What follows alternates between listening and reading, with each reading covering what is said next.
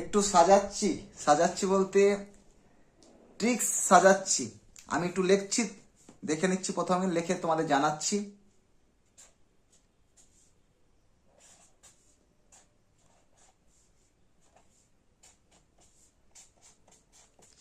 এই টার্মটা একটা লিখেছি, কি লিখেছি?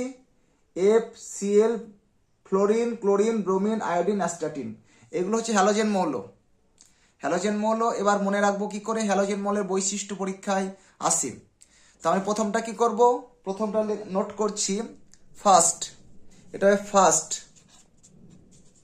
ফার্স্ট। তারপর হচ্ছে ক্লাস, বিরিয়ানি,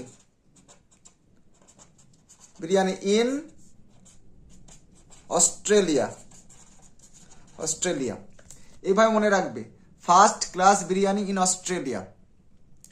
তাহলে fluorine, chlorine, bromine, iodine, astatine, এই হচ্ছে তোমার 5টি হ্যালোজেন মৌল।